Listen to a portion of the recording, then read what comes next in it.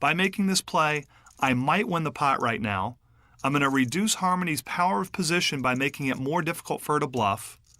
And if Harmony calls, I can still catch an ace or a king on the turn and hope to have the best hand. To win at poker, you've got to be aggressive, selectively aggressive. He leads out for 60,000.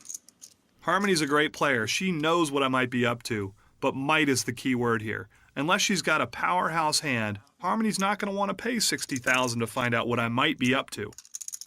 That being said, I'm still hoping she folds. Harmony, please fold. Please. Harmony passes. She folds. And wins a pot. And I win my first pot of the final table. Fantastic. Being first to the pot is an effective way of applying selective aggression.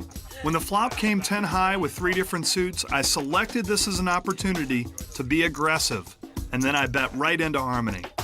I pick my spots carefully, but then I play forcefully.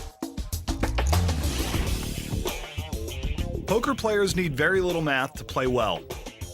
Once and for all, I'm going to show you the correct way of counting outs, using the rule of 4 and 2, and calculating pot odds, so that you'll be able to make winning decisions at the table. Step 1, counting outs.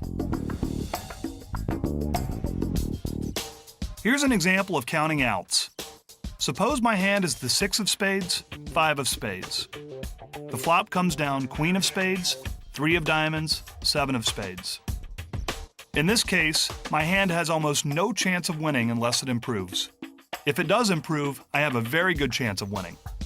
First, I see I need any spade to make a flush, or any 4 to make a straight.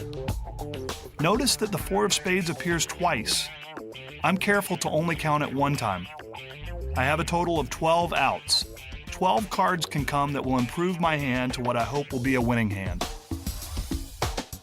Step 2, the rule of 4 and 2. After I figure out how many outs I have, I use the rule of 4 and 2 to determine how often I'll make a winning hand. Let's start off with the rule of 4. After the flop, I multiply my number of outs by 4 to determine my chances of making a winning hand. In this case, I have 12 outs.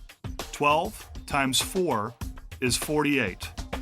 Therefore, I have about a 48% chance of improving my hand by the river. The rule of 2. After the turn card, I use the rule of 2. Suppose the turn card comes the 8 of clubs. Now I have 15 outs. All the spades make a flush, the 4s will make a straight, and 9s will also make a straight. I now multiply my number of outs by 2, and that tells me that I've got a 30% chance of catching a winning card on the river. Step 3, calculating pot odds. After figuring out my chances of winning by using the rule of 4 and 2, I have to calculate the pot odds to make winning decisions. Suppose the pot has $300 in it. My opponent bets $100. Now the pot contains $400. I'm being asked to call $100 to win $400. My pot odds are 400 to 100, or simplifying that, 4 to 1. If I call $100, my $100 chip will represent 1/5 or 20% of the pot. So I need a 20% chance to win to justify calling. Step 4, making winning decisions. After counting my outs, using the rule of 4 and 2, and figuring out the pot odds, I can make correct winning decisions at the table. This is what it's all about. Suppose I have 5 outs after the flop. 5 times 4 equals 20%. I've got a 20% chance of making my hand. After the bet, there's $200 in the pot. I'm being asked to call 100. I'm getting 2 to 1 pot odds. Therefore, I need a 1 out of 3, or a 33% chance to win to justify calling that $100 bet. I only have a 20% chance of winning, so in this case, folding is the winning decision. Butch has played every hand so far. Not this one. Finally lays one down. When I'm the first player in, I almost always raise. I'm going to raise for 5 reasons.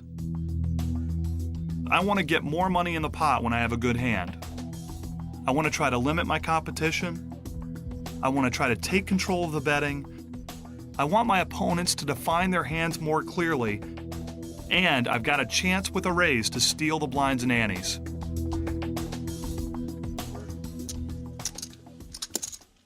Who makes it 25,000?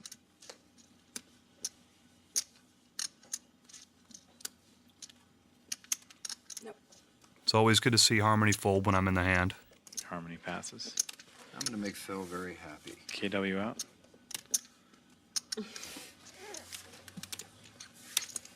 Bruce lays it down. Back to Chris Ferguson, who calls the 25. Heads up pot. Phil Gordon, Chris Ferguson. That's interesting. Chris rarely just calls before the flop, so it's pretty possible he's slow playing a good hand.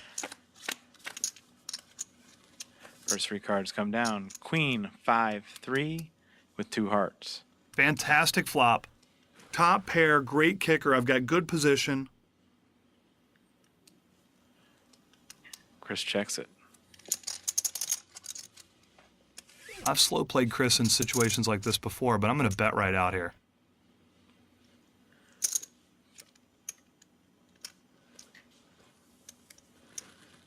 Phil makes it 50,000.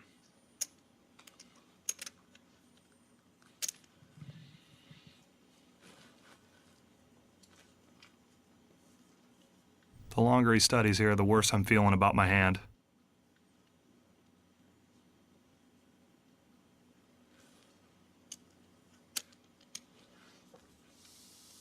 Yeah, great. Chris Ferguson's moved all in. Phil Gordon's asked for a count. First, they're going to All right, it's time to do some simple math. I've got to call $120,000 to win $280,000. If I call and I'm beat, I'm still going to have over $350,000 in chips, and that's more than enough to play solid poker. If I call and I win, though, not only will I have a huge chip stack, but I'll have eliminated my #1 competition at the table.